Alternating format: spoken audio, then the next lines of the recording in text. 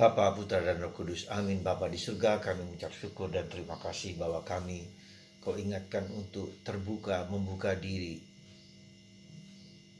melihat kemungkinan-kemungkinan lain, tidak dengan hanya dengan kacamata kami, tapi kacamata Tuhan.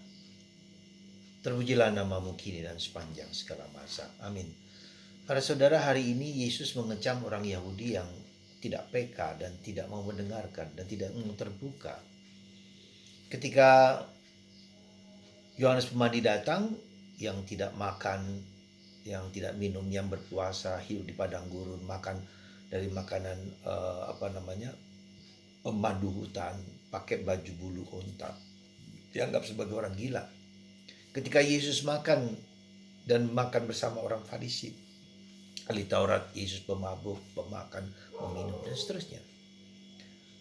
Lalu angkatan ini angkatan yang seperti apa? Angkatan yang keras kepala, angkatan yang tidak mau mendengarkan, angkatan yang tidak mau terbuka bahwa perspektif kita sebagai manusia itu terbatas sekali. Ya.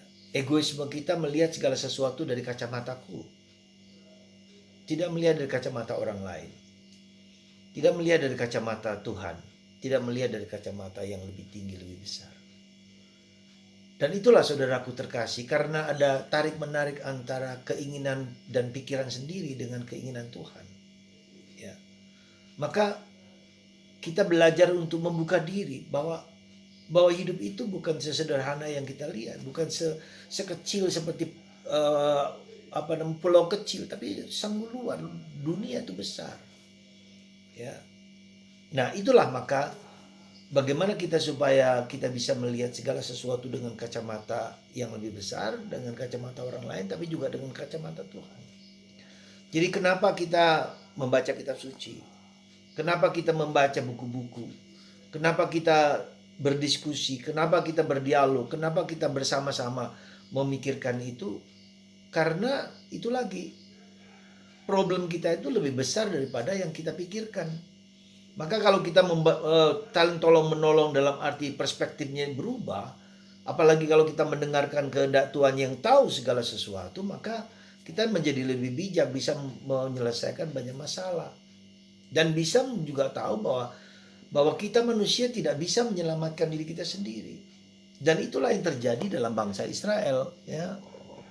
Bangsa Israel yang telah berulang kali dibuang, dijajah, diperlakukan dengan kejam dan segala macam, dibuang pembuangan di mana-mana sampai berkali-kali, ya, sampai berada pada titik yang paling bawah. Ya, jadi kita bisa melihat di situ bahwa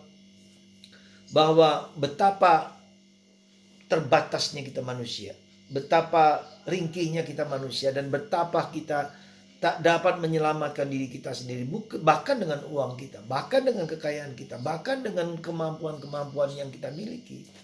Itu sangat terbatas. Maka para saudaraku terkasih dan para saudaraku terkasih, mari di masa Advent ini kita bisa melihat bahwa kita itu adalah rapuh, bahwa kita tuh tak dapat menyelamatkan diri kita sendiri. Sekali lagi, tak dapat menyelamatkan diri kita sendiri, tak dapat membebaskan diri kita sendiri. Maka mari kita terbuka, membuka diri terhadap Tuhan yang datang. Maka dalam kitab Nabi Yesaya sekarang, Tuhan yang datang, penebus datang, ya, penyelamat datang. Dan itu kitab Nabi Yesaya ribuan tahun sebelum kedatangan Yesus, yang menubuatkan akan datang sang juru selamat, sang Allah. Ya, nah, dalam 2 minggu pertama ini kita bicara tentang kedatangan Yesus yang eskatologis, yang kedua kalinya. Dalam minggu ketiga dan keempat kita bicara tentang Yesus yang konkret. Siapakah Yesus itu? Ya. Siapakah Yesus itu bagiku? Ya. Dia adalah penebus. Penebus itu artinya apa? Dia adalah penyelamat. Penyelamat itu artinya apa? Penebus itu adalah bahwa saya yang harus menghadapi hukuman, ya, mungkin di penjara, mungkin diperlakukan karena saya dosa-dosa saya harus dipenjara. Ya.